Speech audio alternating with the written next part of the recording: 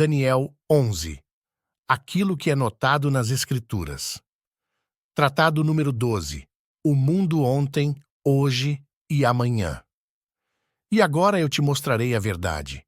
Eis que levantar-se-ão ainda 3 reis na Pérsia, e o quarto será muito mais rico do que todos eles, e pela sua força, por meio da sua riqueza, ele incitará a todos contra o reino da Grécia.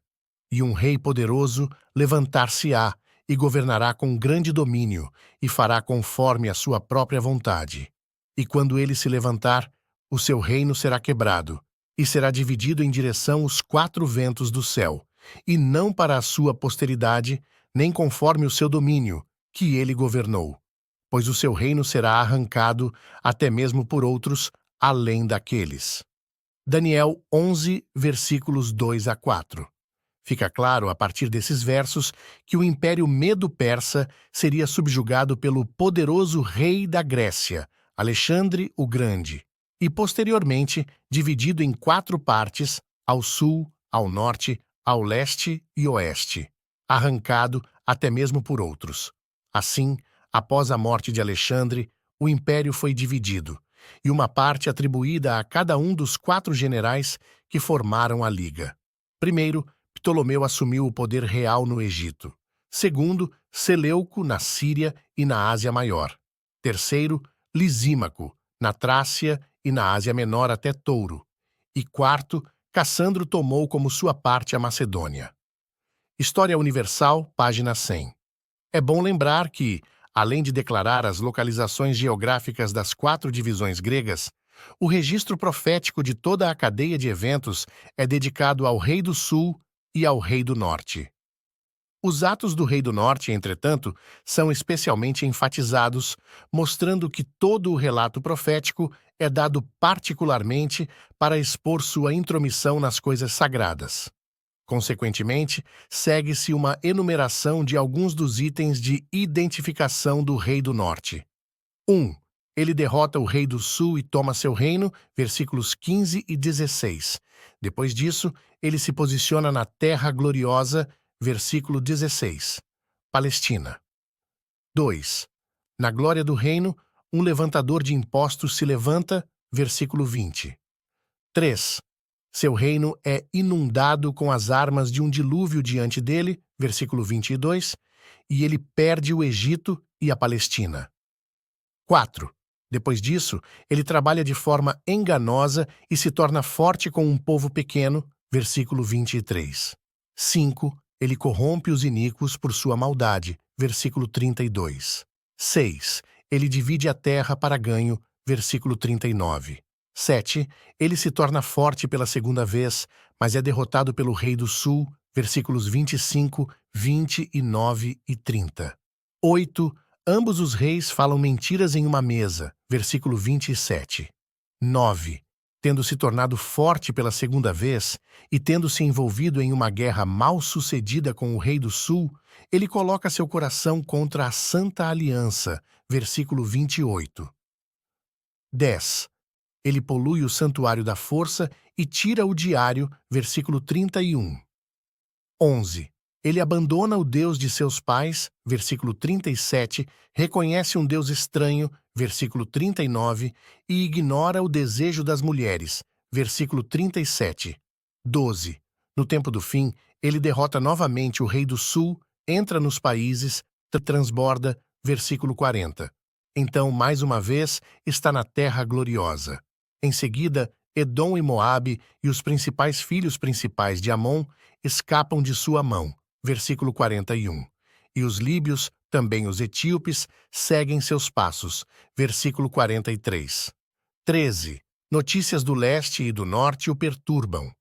Portanto, ele sai com grande fúria, destrói e derruba muitos, versículo 44. 14.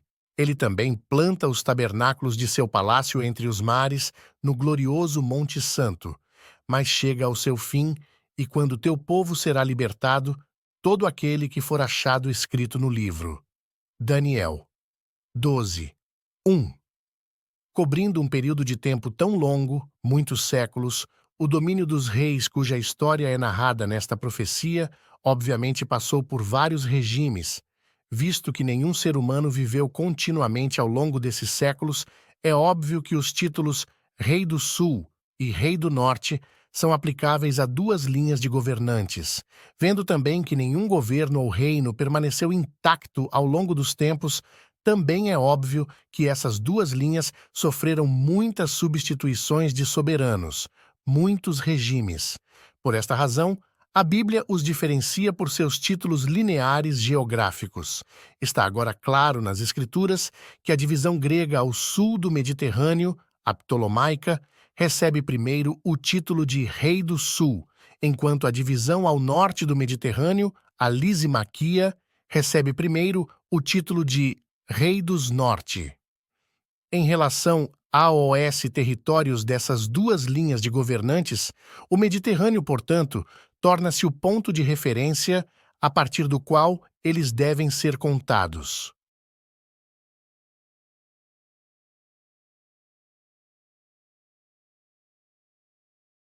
Em 281 a.C., Lisímaco acrescentou a seu domínio o de Cassandro.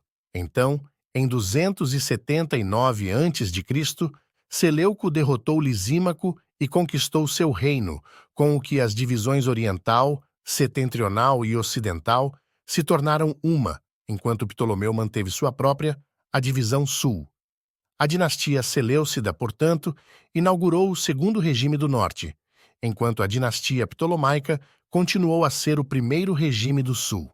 Até este ponto, a visão profética foi aberta a todos, mas daqui em diante ela permaneceu fechada, embora muitos tenham tentado abri-la. Abrir sem chave uma porta trancada é, obviamente, arrombar a porta. Mas, sendo inquebrável, a porta trancada da profecia é impossível de abrir sem a chave. A maneira simples e positiva de não perder de vista a identidade desses dois reis é deixar a caneta da profecia traçar no mapa da história os sucessivos governantes do Egito e da Palestina, pois os títulos dos reis que conquistaram e perderam esses países antigos são narrados neste capítulo profético para preservar a identidade e expor as más intenções do rei do sul e do rei do norte. Lembre-se agora, para começar, o rei do sul governa a terra gloriosa, a Palestina, junto com o Egito, e o rei do norte toma a terra gloriosa duas vezes. Versículos 16 e 41.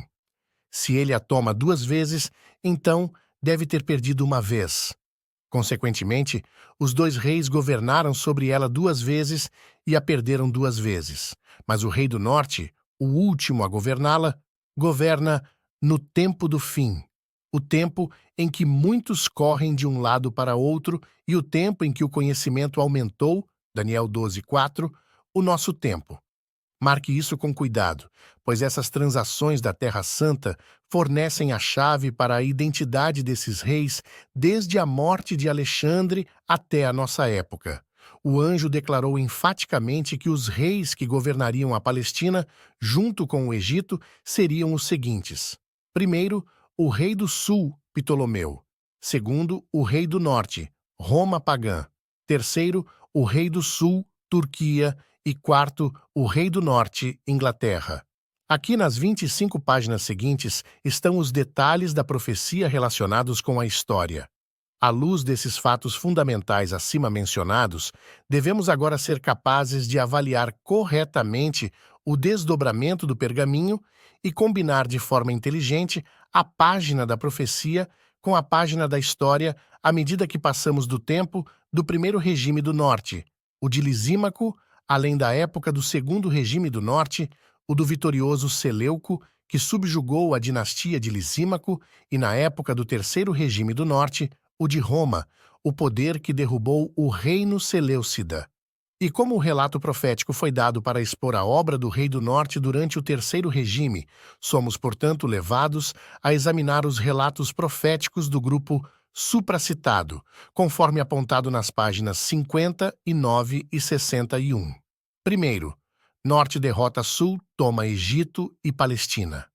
Então virá o rei do norte e construirá um monte e tomará a maioria das cidades cercadas. E os braços do sul não resistirão, nem o seu povo escolhido, e nem haverá qualquer força para resistir. Porém, aquele que vem contra ele fará conforme a sua própria vontade, e ninguém irá permanecer perante ele, e ele se firmará na terra gloriosa, a qual, pela sua mão, será consumida. Versículos 15 e 16. Essa escritura definitivamente nos leva à época do terceiro regime no Reino do Norte, o de Roma pagã, que derrubou completamente o primeiro regime do Reino do Sul, o da dinastia Ptolomaica. O Egito e a Palestina então passaram das mãos do rei do sul, Ptolomeu, para as mãos do rei do norte, Roma. No ano 63 a.C., o general romano Pompeu marchou contra Jerusalém, Síria, tornou-se uma coisa romana. O campo de batalha de Heler Beloc, e em 31 a.C., o Egito tornou-se uma província romana. Visto que o poder que derrubou a dinastia Ptolomaica e tomou o Egito e a Palestina é identificado pelo anjo como Rei do Norte, e como Roma pagã era esse poder, segue-se que o título Rei do Norte, após passar de Lisímaco, cujo governo era o primeiro regime do Norte, para Seleuco, cujo governo era o segundo regime do Norte, caiu para os imperadores romanos, cujo governo era o terceiro regime do Norte. Com essa substituição de regimes, somos levados de volta a cerca de 31 a.C., época em que Roma governava não apenas os domínios de Lisímaco, Seleuco e Ptolomeu, mas também o domínio de Cassandro, todo o império de Alexandre.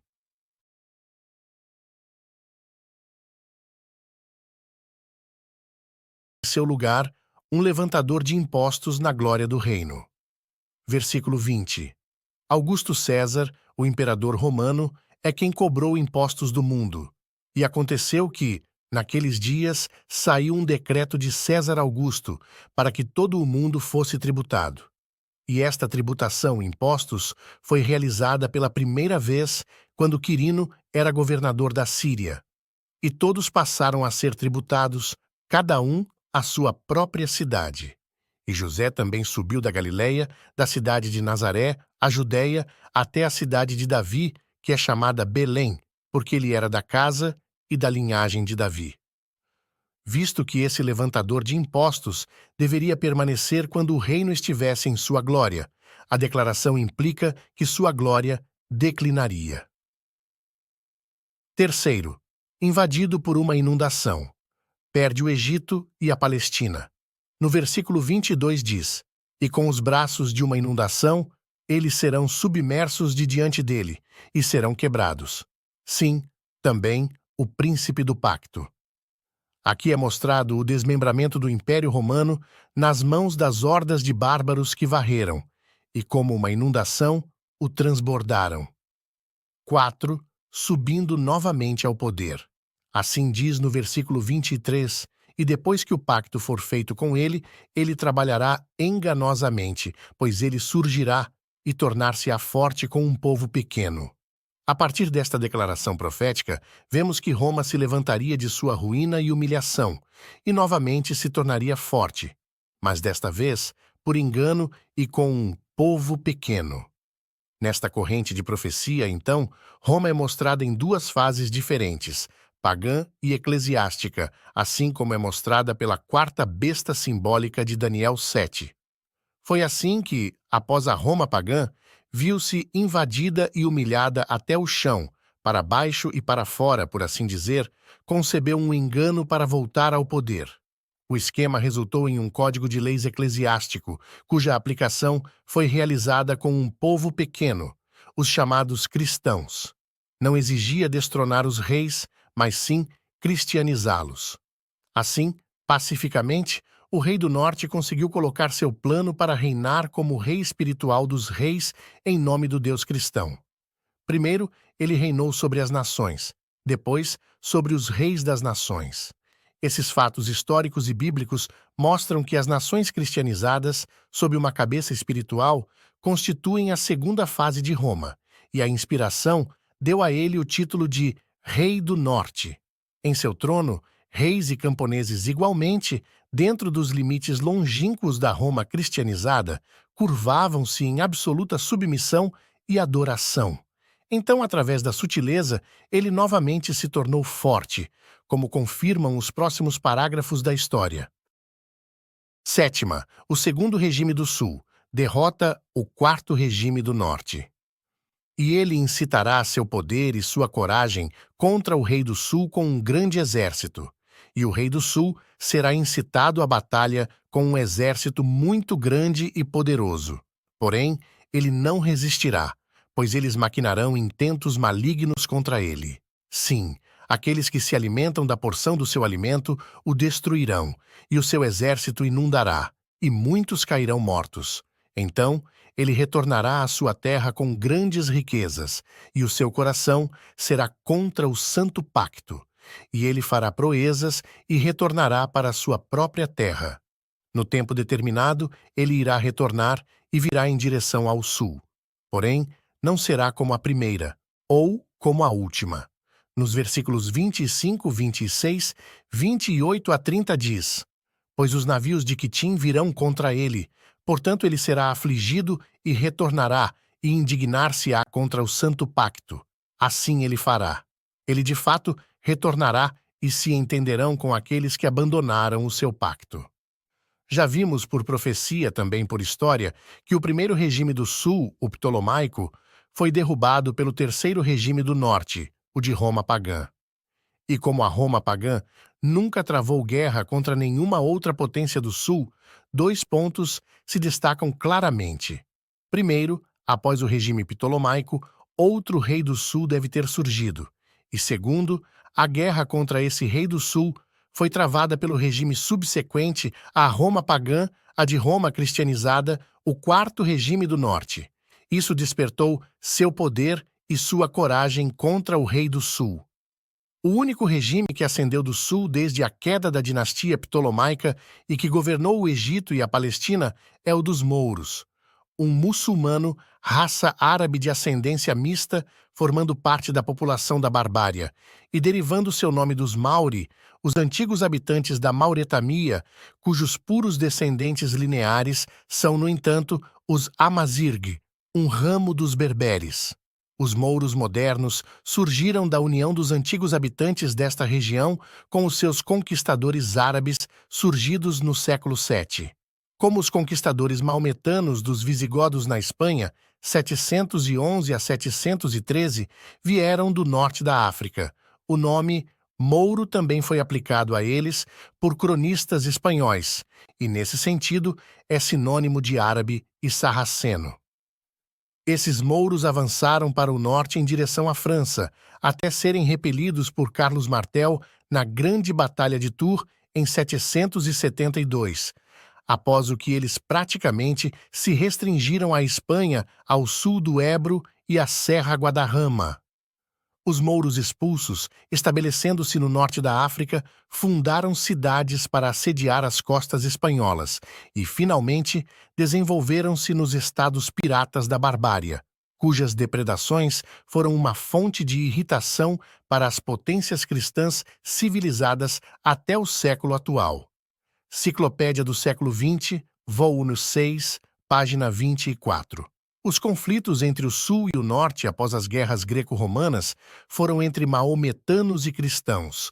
Naquela época, portanto, enquanto o título Rei do Norte se aplica aos governantes de Roma cristianizada, o título Rei do Sul se aplica aos governantes maometanos, visto que os sarracenos, mouros, árabes e turcos, os muçulmanos, são os sucessores do Império de Maomé em diferentes regimes. Aqui, por uma questão de brevidade, usamos o nome de maometanos para todos, como se fossem um só regime. Esses eventos profeticamente e historicamente registrados tornam impossível a aplicação incorreta dos títulos ou a interpretação incorreta dos poderes. Além disso, os versículos 25, 26, 28 a 30, nos quais estamos nos concentrando agora, atribuem a vitória ao Rei do Sul, E a história mostra que, no momento exato em que a Escritura indica, os maometanos surgiram da África e também invadiram as nações cristãs ao norte do Mediterrâneo. Foi então que Roma perdeu o Egito e a Palestina. Nestes versículos, os pronomes pessoais dos dois antagonistas, o rei do sul e o rei do norte, não são rastreáveis pela lei gramatical, mas apenas pela lógica dos eventos. E ele, o rei do norte, incitará seu poder e sua coragem contra o rei do sul com um grande exército. E o rei do sul será incitado à batalha com um exército muito grande e poderoso. Porém ele, o rei do norte, não resistirá, pois eles maquinarão intentos malignos contra ele. Sim, aqueles que se alimentam da porção do seu alimento, o alimento do rei do norte, o destruirão o rei do norte, e o seu exército, do rei do sul, inundará, e muitos cairão mortos. Então, sendo derrotado, ele, o rei do norte, retornará à sua terra com grandes riquezas, e o seu coração será contra o santo pacto. E ele, o rei do norte, fará proezas e retornará para a sua própria terra. No tempo determinado, ele irá retornar e virá em direção ao sul. Porém não será como a primeira ou como a última. Versículos 25, 26, 28 e 29.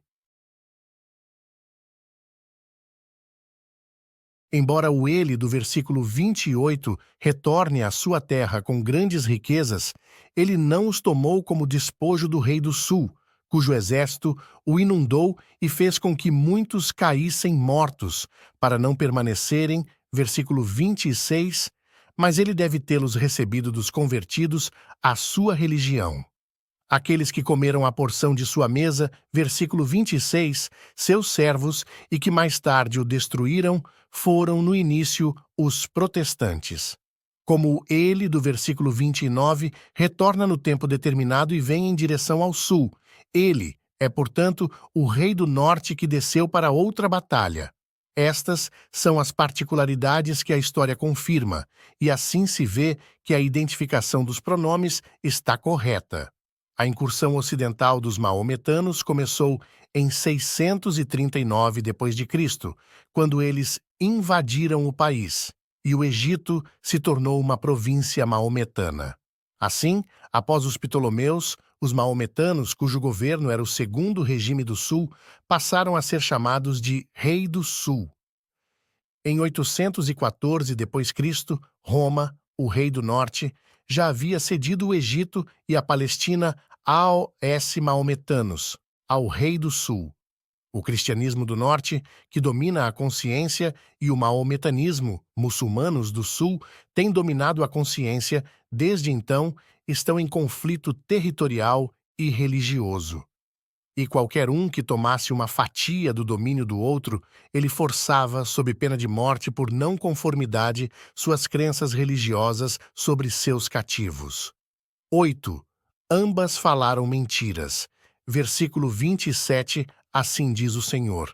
E os corações de ambos os reis estarão voltados a fazer dano, e eles falarão mentiras a uma mesa. Porém isso não prosperará, pois o fim ainda será no tempo determinado. A única mesa em que os dois reis falam é naturalmente figurativa, isto é, a Roma eclesiástica declarou aos cativos que a religião romana foi prefigurada pelo anúncio do anjo Gabriel a Maria de que ela teria um filho, o Salvador do mundo. Da mesma forma, o maometismo em seguida declarou ao mesmo povo, na mesma mesa, quando eles se tornaram seus cativos, que o anjo Gabriel apareceu a Maomé e deu-lhe a religião que todas as pessoas da terra devem ter. Embora a declaração de Roma sobre o que Gabriel disse a Maria seja fundada na verdade, a religião real de Roma, meramente revestida de cristianismo, não era a religião daquele cujo nascimento Gabriel proclamou. Quanto a Maomé receber sua religião de Gabriel, ele nunca o fez. Assim, tanto os pachás maometanos quanto os senhores cristianizados estavam falando mentiras em uma mesa, a do povo. Mas estes não prosperará, declarou o anjo, pois o fim ainda será no tempo determinado. Isto é, suas falsas religiões chegarão ao fim em um tempo determinado. Elas não durarão para sempre. As nações que foram permanentemente cristianizadas e as nações que foram permanentemente maometanizadas, nações muçulmanas.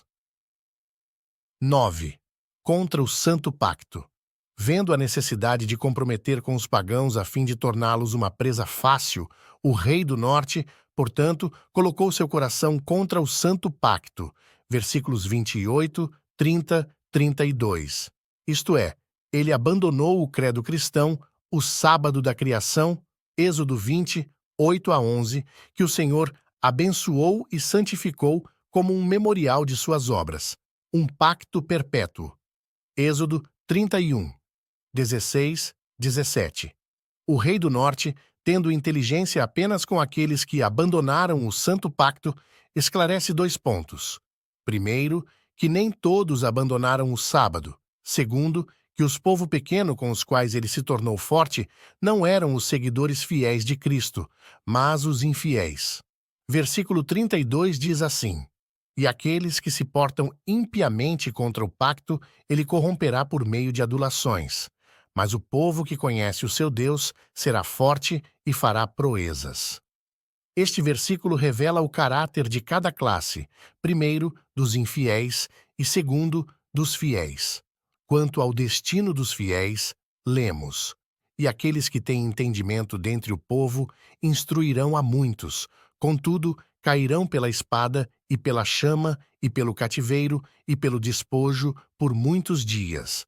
Versículos 33, 34 diz assim: Então, quando caírem, eles terão uma pequena ajuda, porém muitos se juntarão a eles por meio de adulações.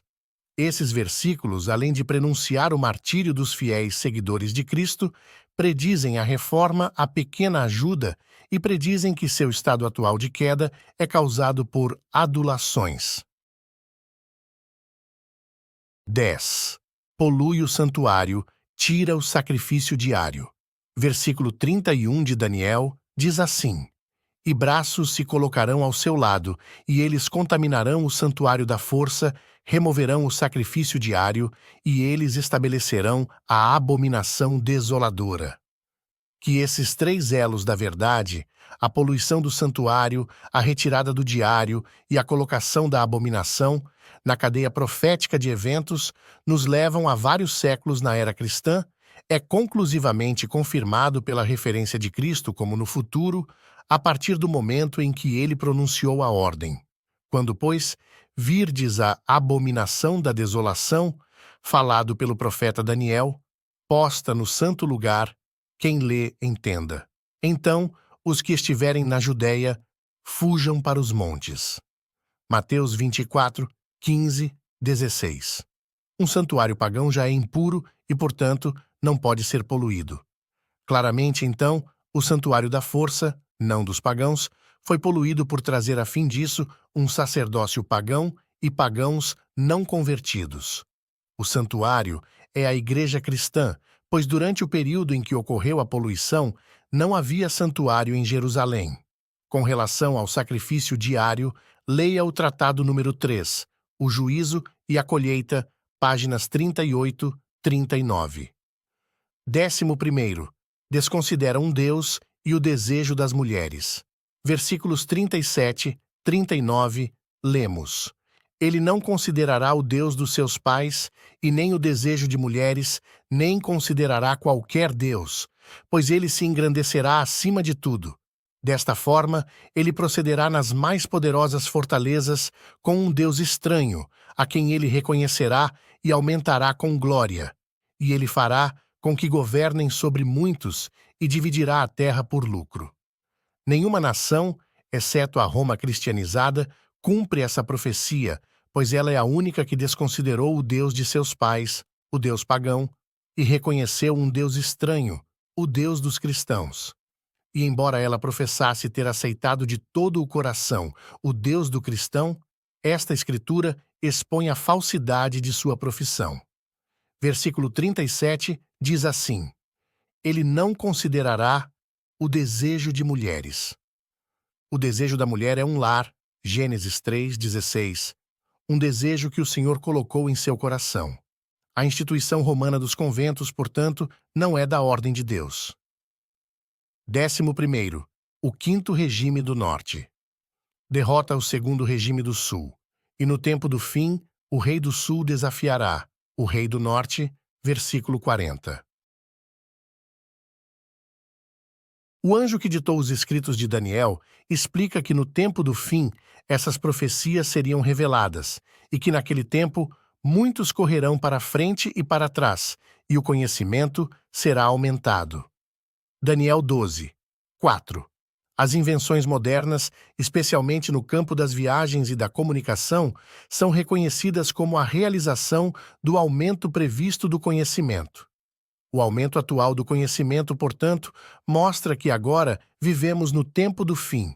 No início, declarou a inspiração, no século XVIII, o rei do sul desafiará o rei do norte, o tempo em que o rei do norte.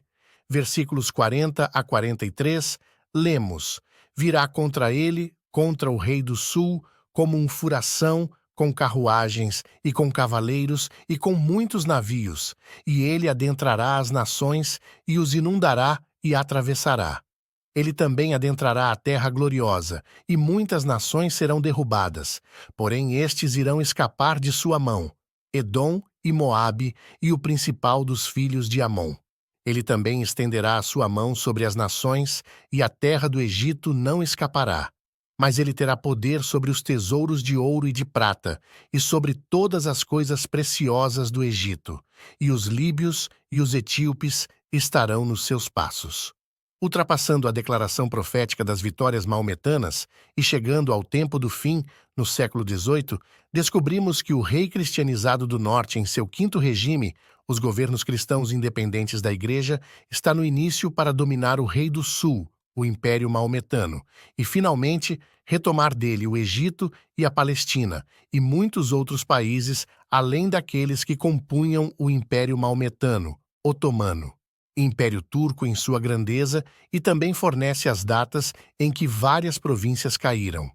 De acordo com o mapa, o declínio do Império começou em 1699, o tempo do fim, Daniel 12, 4. Até 1915, quando a Inglaterra declarou o fim da suzerania turca e estabeleceu um protetorado, o Egito era nominalmente uma dependência turca. Mas desde 1893, após a rebelião de Arabi Pacha, o Egito tinha sido praticamente governado pela Grã-Bretanha sob um cônsul-geral, o livro de referência do Novo Estudante. A Palestina, a Terra Gloriosa, por longos anos o lar da raça hebraica, estava sob controle de Roma na época de Cristo. No século VII, passou para o poder muçulmano, e de 1916 a 1919 esteve nas mãos dos turcos e uma parte do Império Turco. Edom, Moabe e os principais filhos de Amon, os da Transjordânia, ficaram então sob o mandato da Grã-Bretanha. A palavra, porém, diz que eles irão escapar de sua mão, mostrando que, embora agora, nos anos 1940, tempo que foi revelado essa interpretação, ele os tenha, deve perdê-los. E os líbios e os etíopes estarão nos seus passos. Talvez eles o sigam, sejam a favor dele. A fim de fixar a verdade em nossas mentes, antes de passar de profecia cumprida para profecia não cumprida, é conveniente atender à seguinte revisão. Após a divisão do domínio de Alexandre, o Egito e a Palestina foram, como visto anteriormente, governados primeiro pelos Ptolomeus, segundo, pela Roma pagã, versos 15 e 16, terceiro, pelos maometanos na queda da Roma cristianizada, versículo 22, e quarto, novamente pelos cristãos, especificamente pela Grã-Bretanha, versículo 41. Estas são as únicas superseções historicamente e profeticamente registradas envolvendo as antigas terras do Egito e da Palestina. A rendição desses países, por um rei profético ao outro, identifica inconfundivelmente o rei do norte e o rei do sul desde o tempo da divisão do Império de Alexandre até o tempo presente, 1941, tempo do mensageiro, e não deixa espaço para dúvida ou discussões. A entrada de Roma, o rei do norte, pela segunda vez na Terra Gloriosa, versículo 41, mostra que, embora, como mencionado anteriormente, uma vez tomou a terra dos Ptolomeus, versículo 16, mais tarde, em 633 d.C., perdeu para os turcos e em 1919, no tempo do fim, recuperou-o totalmente. Aqui está uma prova simples de que nos tempos modernos os governantes maometanos são chamados por profecia de Rei do Sul, enquanto os reis da Inglaterra, junto com a família desestruturada de reis cristianizados, que a profecia diz que não se unirão uns aos outros, Daniel 2:43, são chamados de Rei do Norte. No seu período pagão, Roma é simbolizada pelas duas pernas de ferro da grande imagem e, no seu período cristianizado, por seus pés e dedos de ferro misturados com barro. Que o rei do norte, Daniel 11:7, e o poder do chifre pequeno, tendo olhos de homem e boca, falando grandes coisas, Daniel 7:25, são um e o mesmo poder, é novamente mostrado pelo fato de que o tempo, tempos e metade do tempo é o tempo dado em ambos os casos. Veja Daniel 12:7. O 12º capítulo é uma continuação do 11º. Agora é visto claramente que a passagem do Egito e da Palestina das mãos de um povo para outro é a chave que desvendou o mistério de Daniel 11. E a verdade, brilhando com tal resplendor, torna extremamente claro que as doutrinas populares que a Turquia é o rei do norte e que a Inglaterra é o reino que emergiu de Israel são calculados pelo espírito de erro, de modo a fazer com que o povo de Deus perca totalmente de vista a verdade e tome sua posição sem saber onde. 13º, declara guerra, mas não contra o rei do sul. Até agora, nesta corrente de eventos, cada elo foi uma profecia cumprida, mas os versículos que iremos considerar a seguir contêm os elos de profecia não cumprida. Com os olhos da fé, portanto, devemos olhar para o futuro. Versículo 44, lemos: Mas as notícias do leste e do norte o atribularão. Portanto, ele sairá com grande fúria para destruir e totalmente eliminar a muitos. O problema final do rei não é surgir da pressão do rei do sul contra ele, mas das notícias do leste e do norte, mostrando que ele é arrastado para esta última luta pela supremacia, não por alguém que declara guerra contra ele, mas por declarar guerra contra muitos, porque as notícias do leste e do norte o perturbaram. Se as atividades agressivas da Alemanha no norte do Mediterrâneo e dos japoneses no leste dele são as notícias que levaram a Inglaterra à guerra contra muitos, e não há dúvida sobre isso, então esta Segunda Guerra Mundial liderará o cumprimento de todo o capítulo em consideração. 14º, seu último ato. Versículo 45 diz assim: E ele plantará os tabernáculos do seu palácio entre os mares no glorioso Monte Santo. Todavia, ele encontrará o seu fim, e ninguém o ajudará. É evidente que plantar os tabernáculos de seu palácio não pode significar plantar seu Capitólio. Os tabernáculos, portanto, podem denotar uma filial de seu palácio. E sua escolha de plantá-los no glorioso Monte Santo indica que o lugar se destina a anexar a seus tabernáculos a santidade do Deus do cristão. Porém, implica que é porque a Palestina, assim como Edom, Moabe e Amon, escaparão de sua mão. A declaração, ele encontrará o seu fim e ninguém o ajudará, mostra que ele já foi ajudado por algum outro poder e que ele não continuará por muito tempo e, muito provavelmente, significa que seu eclesiasticismo será derrubado pelos chifres da besta de cor escarlate. Apocalipse 17:16. Agora, sendo aparente que os tabernáculos de seu palácio deveriam representar santidade e que a mulher montada na besta, Apocalipse 17:3, resolve os problemas sociais, econômicos, políticos e religiosos do mundo, A verdade é clara que os atuais governos cristãos devem ser reorganizados e governados por um chefe eclesiástico. Nossa oração, portanto, é que todos se certifiquem de que seus nomes estejam no livro da vida de Miguel, pois aqueles cujos nomes não estiverem lá serão deixados para cair em ruína eterna. Como garantia de despedida de que agora estamos vivendo no tempo do fim, e como esse tempo está prestes a passar para a eternidade, citamos as palavras solenes do anjo. E naquele tempo Miguel levantar-se-á, o grande príncipe que representa os filhos do teu povo, e haverá um tempo de tribulação, tal qual nunca houve desde que existiu nação até aquele tempo. E naquele tempo o teu povo será libertado, todos os que forem encontrados escritos no livro. E muitos daqueles que dormem no pó da terra despertarão, alguns para a vida eterna e alguns para a vergonha e desprezo eterno. Daniel 12, 1, 2. Conclusão de Daniel 11. Visto que as profecias aqui tratadas ligam muitos séculos de história, podemos, no âmbito deste tratado, apenas tratar brevemente da história envolvida, dando especial atenção à parte pela qual o Senhor deve guiar os pés de todos os que estão ansiosos para tomar a cruz e segui-lo com segurança sobre o abismo sem fundo, no qual todos os outros seres vivos logo cairão. A verdade aqui trazida à luz, brilhando tão claramente como brilha o sol, deve convencer e converter todos os honestos que desejam escapar da condenação que se aproxima. Portanto, todos podem levar para o coração e aproveitar.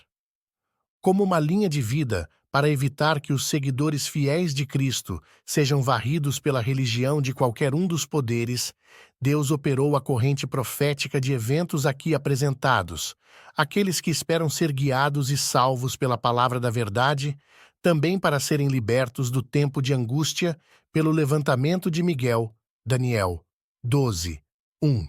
Que o problema, a presente angústia das nações, está prestes a trazer, não devem hesitar agora em se posicionar ao lado do certo e da verdade.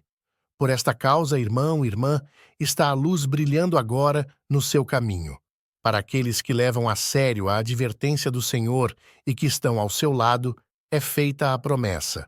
E aqueles que forem sábios brilharão como o esplendor do firmamento, e aqueles que converterem muitos para a justiça como as estrelas para sempre e sempre. Daniel 12, 3. Muitos serão purificados, e embranquecidos e provados, mas o perverso fará perversidades, e nenhum dos perversos entenderá, porém os sábios entenderão. Dan 12, 10. E agora, tendo ouvido a conclusão de toda a questão, teme a Deus e guarda os seus mandamentos, porque isto é o dever de todo homem. Eclesiastes 12, 13. Agora levante-se e brilhe, faça do louvor do salmista seu e diga: ó Deus, tu me ensinaste desde a minha juventude e até agora eu declarei as tuas maravilhosas obras. Ó Senhor, tu és meu Deus, eu te exaltarei, eu louvarei teu nome, porque tu tens feito maravilhosas coisas. Teus conselhos dados nos tempos antigos são fidelidade e verdade. Salmos 71, 17, Isaías 25, 1. Dize-lhes, portanto, assim diz o Senhor Deus: os dias estão à mão e o efeito de cada visão. Porque não haverá mais nenhuma vã visão, nem adivinhação lisonjeira dentro da casa de Israel. Porque eu sou o Senhor. Eu falarei, e a palavra que eu falar sucederá.